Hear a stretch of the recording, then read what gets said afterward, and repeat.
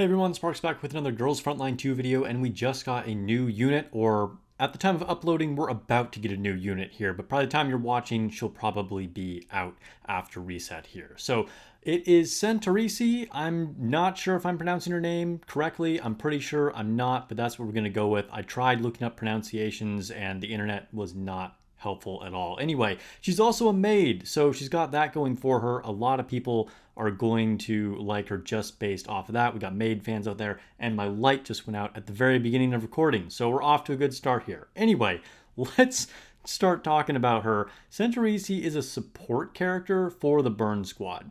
She has some of the best heals in the game, and I believe that is still true even in CN version, so definitely a strong healer if you need that.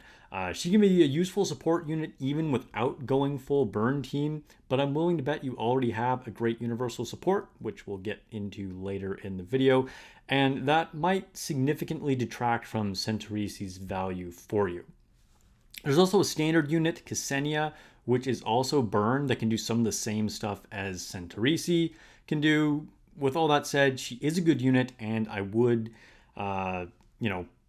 consider her at least, but I should actually get into her skills. So she's got her standard attack that has a range of 7.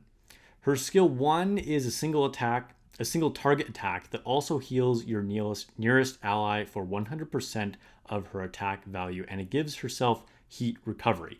That's a buff that does a whole bunch of stuff. Honestly, Girls Frontline 2 has way too many keywords, and everything does like 10 different things, but I digress. Basically, anytime she attacks, she will auto heal, gain stability, and remove a buff from the attacker. So this skill has big heals for allies and big buffs for herself, while still being a pretty strong attack.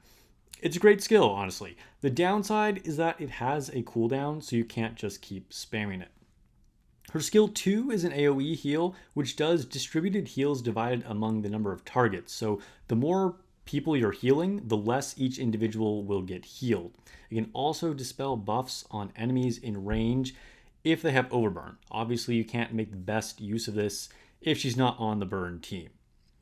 Her ultimate takes 6 CI points, so it is pricey and will take a minimum of 3 turns to use, but it is crazy heals.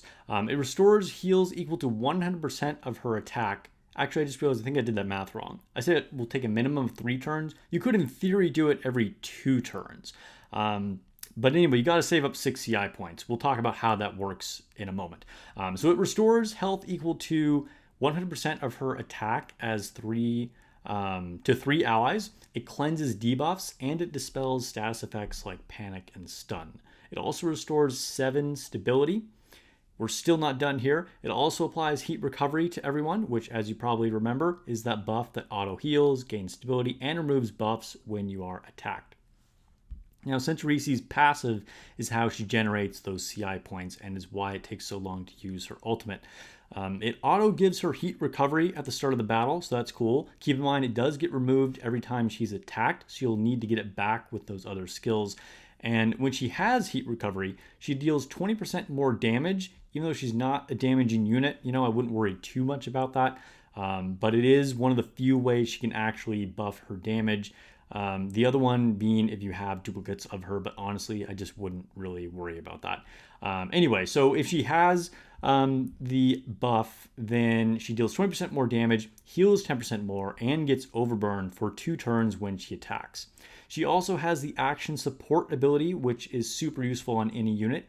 Anytime an ally attacks within her range, she will do a follow-up attack and gain 1 CI point. So keeping her in range to do action support will be a crucial part of your strategy.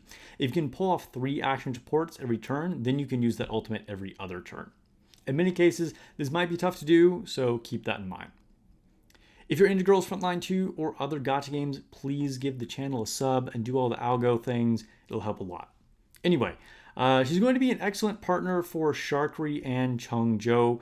She can still be a powerful support anytime you're using her, no matter what team you're using, but you're not going to get maximum value out of her if she's not on that burn team. But here's the thing. Almost everyone has Suomi. Remember I said I bet you have a universal support already? Even if you don't have her, she should be a top priority. And Swilmy is most likely going to be an even more powerful universal support unit. This means most people can skip Centaureissi, unless you're really going all in on that burn team specifically.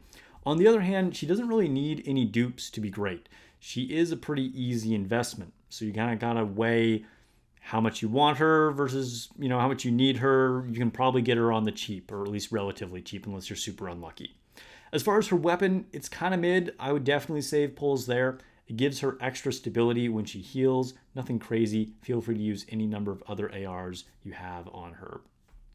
The keys most CN players use on her are the one that cleanses debuffs when healing, and then the one that gives a random buff when healing. So definitely use those two because her main purpose is going to be healing, so you're just going to get extra value every time she heals.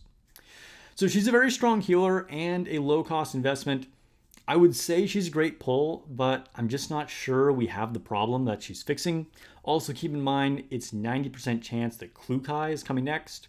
I'm still saving.